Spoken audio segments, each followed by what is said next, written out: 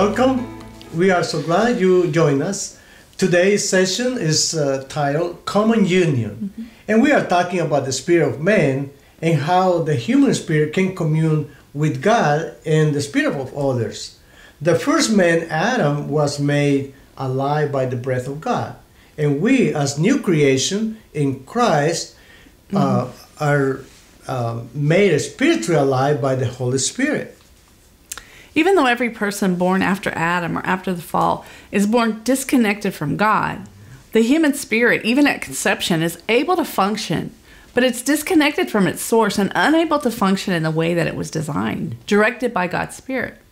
Unfortunately, without nurturing union with the Spirit of God, as a baby grows, the soul and the body begin to direct and even lord over the human spirit, based on the knowledge of good and evil and past experiences.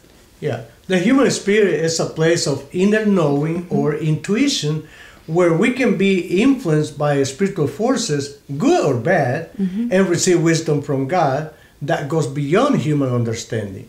The counsel we receive in the spirit is not directly available to or depend on the soul. It is not something we can learn intellectually with the mind. It is an inner knowing that transcends the mind of man. And it can only be deposited by the Spirit. Into the Spirit. Into the Spirit. Remember, we are a spirit, we have a soul, and live in a body.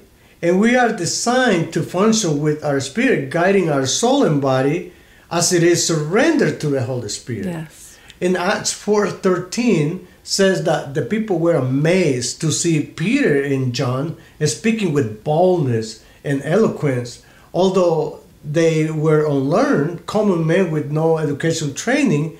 They marveled and they recognized that they had been with Jesus. The people, they could perceive that their soul was uneducated, but their spirit had a power that was not their own. You know, many people are unaware of the spirit, the human spirit. But throughout the Bible, we see that human spirit can rejoice. It can be starved, angry, hungry, anguished, troubled, stirred up, discouraged, grieved, and more. The only difference between the human spirit of a saved or unsaved person is that the saved person's spirit has access to God's Spirit, which lives in them to give them wisdom and strength to operate from God's love and perspective. We can choose to hear and submit to God's Spirit or live from our own source of knowledge and strength. I remember about 5 years ago, I received a phone call from one of my sisters that one of our brothers had been murdered. And immediately after we hang up, for 25 minutes, I was so hurt, so mad, so angry. And all what I want to do is revenge. I want to kill that person. I want to send somebody to kill that person. I want to do something to revenge. And I was a pastor. Yeah. And after 25 minutes, I remember that something within me kind of spoke and it made me to look at things in a different way. And all suddenly I started looking for different, the whole scenario was different. Different perspective. And immediately I felt the sense of that I need to forgive that person. And I remember that I asked you to pray for me because it's not something I could have done by myself. We prayed together. Forgiveness prayer. Yeah, it's not a natural thing to forgive somebody who does. Not.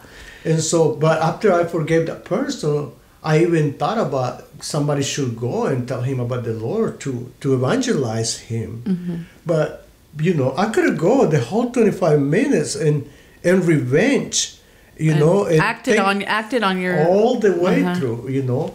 But I have a choice, and the Spirit spoke inside of me that I have another choice. All voices from the spirit realm are spontaneous, flowing thoughts, no matter whether their source is God or the devil. The Bible says in 2 Corinthians 10:5 that we can take captive thoughts and bring them into obedience. Just like Louis took captive thoughts of vengeance and he submitted them to God. And if he wouldn't have done that, he might not be here with us right now. He might be in prison for life or even dead. You know, we can incubate things in our spirit by what we focus on, whether good or bad. You know, whether it's faith or fear, anxiety or peace, light or dark. In the same ways that our bodies need nurture, our spirits need communion with the Father, Amen. Jesus, and the Holy Spirit that will nurture and sustain us in our life's journey. Yep. Just like any child, our spirit needs to receive love, identity, and legitimacy from our Father God. Our spirit thirsts for the living water that the Holy Spirit provides, and our spirit hungers for daily communion with Jesus, the bread of life. Bread of life. Amen. As our spirit communes directly with God's Spirit, we allow His Spirit to touch us in a powerful way so we can encounter Him and be inspired as we read the Bible or meditate on creation through worship and other means. Music and media and reading can feed or fuel our soul and spirit, either positively or negatively. Yeah. So the eyes are a channel through which our spirit receives.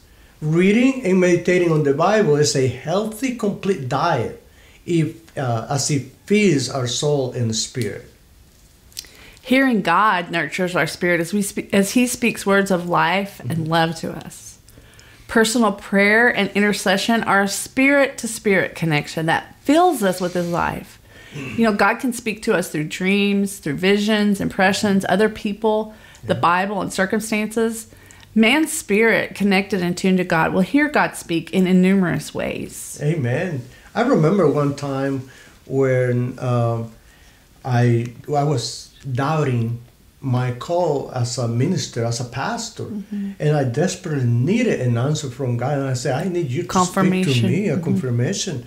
And so I was in my my worship time, and in front of my table, it was a setting like this. I have this child there, this prayer shawl.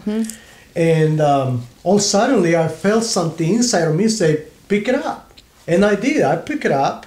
And he said, open it. I opened it. And in the shawl, there was this scripture. In Hebrew? In Hebrew, yes. And so, I don't know which side it is, you know. But, which way it goes. But anyways, the thought inside of me says, rip that part where is the Hebrew scriptures on. And I say, I don't think so. This is a special shawl that we brought from Israel when we went. It was expensive. And it was expensive. Yeah. You know, plus if I do that, Susan is going to kill me. But anyways, it was so strong, the voice inside of me, that I did that without Susan knowing. But the voice says, I now put it in a place where you can see it every day or more constantly. So I ended up putting it on my rear view mirror. And so, but anyway, at that moment, I felt that God was giving me an answer, that He was approving my call, but I was a little bit not sure. So a month later, there was a conference, pastor's conference at Gateway. Yeah. The pastor all over the world come, and a pastor from Israel came, and at that time when we met, he needed a ride. So I gave him a ride, and when he came into the truck, the first thing that he saw was the clothes hanging in my mirror. And so he said, what is that? So I told him the story. And he said, you know what the script in that piece of clothes says? I say, no, I don't know Hebrew. And he said, it is a verse of the Bible when God approves. He ordained the pastors. He ordained the preachers. Yeah, the preachers. Ordained the priests. Yeah. And at that moment, all what I did was cry, because God spoke to my spirit while I was talking to Him. And then later, and then He confirmed the other person through the spirit of the other person to me. That was awesome. Yeah, I love that. So God's spirit and other spirits are speaking to our spirit, but with all the distraction and noise demanding the attention of our body and soul, are we listening with our spirit for God? Good question. And I would also say, are we obeying? Because Luis heard God, but he hesitated to obey. You know, do we fear God or man? He's afraid I was going to kill him. Sometimes we hear, you know? I would also say, you know, we need to obey, not just hear. The Bible says that He speaks in a still, small voice, and we can commune with Him by quieting ourselves and tuning our inner spiritual senses to God's Spirit. Amen. So as you go through this journey, don't just watch the videos and read and do the activations with your soul, with your mind and emotions, but engage your spirit and take time to process with God what you're hearing and what you're reading, and hear what He wants to say to you directly, because that is the key to transformation. Yes. Amen. Amen.